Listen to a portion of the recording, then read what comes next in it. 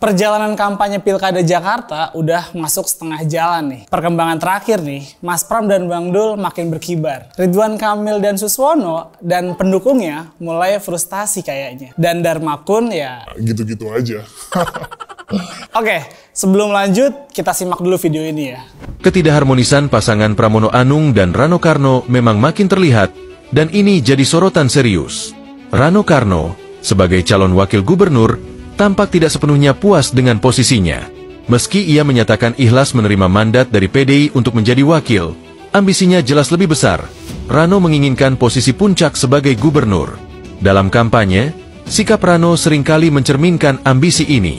Ia kerap menunjukkan bahwa dirinya merasa lebih berpengalaman di pemerintahan dibanding Pramono, walaupun rekam jejak prestasinya sebagai kepala daerah masih minim. Bahkan saat debat, Rano tidak segan-segan berusaha tampil lebih menonjol dengan mengambil posisi di sebelah kanan.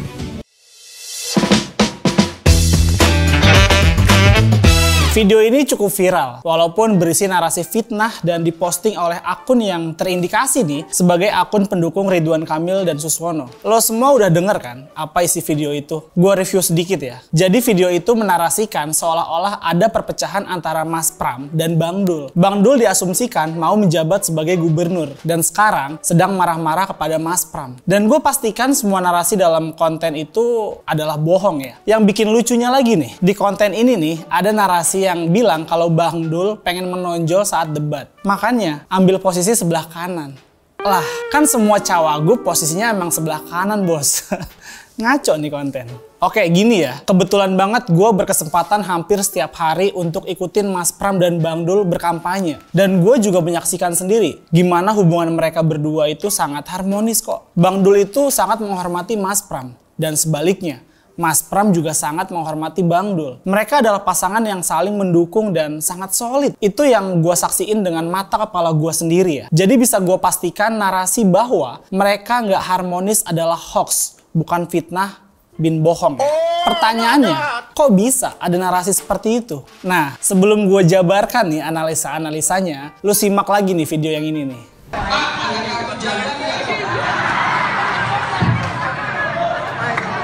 Janda terdepan. Saya pastikan kalau janda miskin pasti ada. Tapi masa janda kaya minta ngaku juga? Saya sarankan janda kaya tolong nikahi pemuda yang nganggur.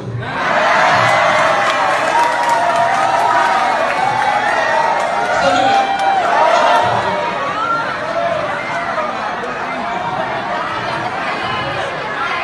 Coba ingat Khadijah nggak?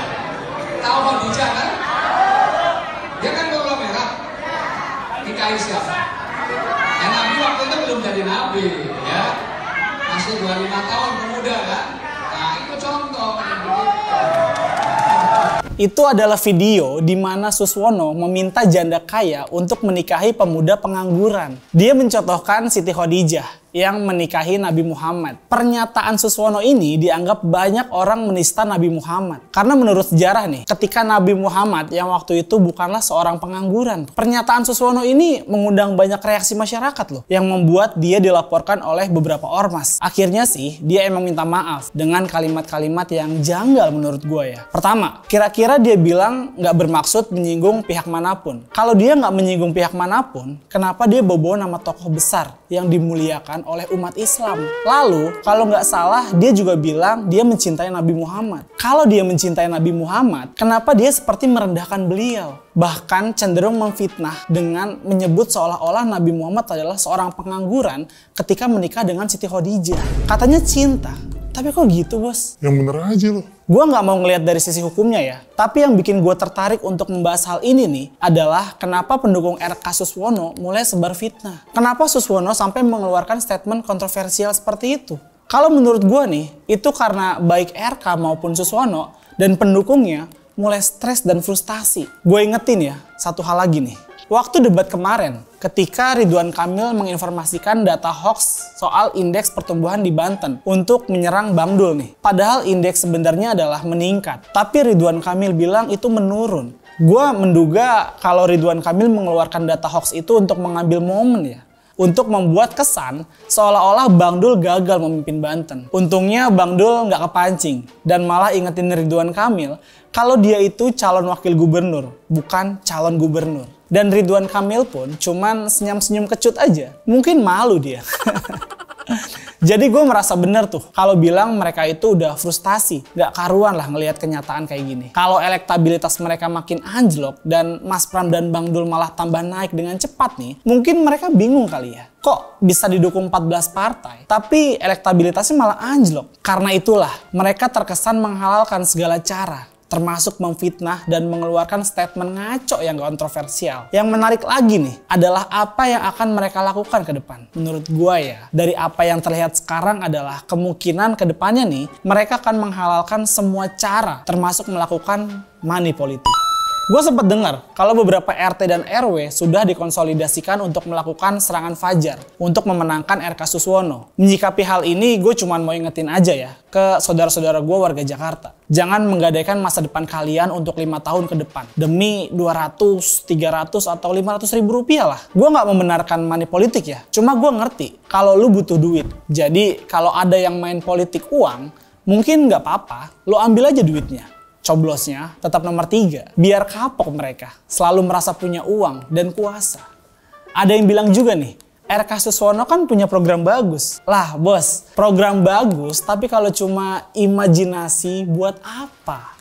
Masalah Jakarta, masa lalu, masalah gua, nggak akan selesai lah dengan imajinasi bos. Banjir, macet, pengangguran, kemiskinan nggak akan hilang dengan imajinasi. Makanya kenapa kita harus mencoblos nomor 3. Karena Mas Pram dan Bang Dul itu nggak nawarin imajinasi bos. Mereka menawarkan sesuatu yang pasti, rencananya jelas dan realistis. Plus Mas Pram dan Bang Dul itu orangnya kagak ribet dah. Nggak perlu lah muter-muter langsung eksekusi dia bos. Masa depan Jakarta ada di tangan warga Jakarta. Coba lu tanya Ridwan Kamil. KTP dia, KTP Jakarta bukan.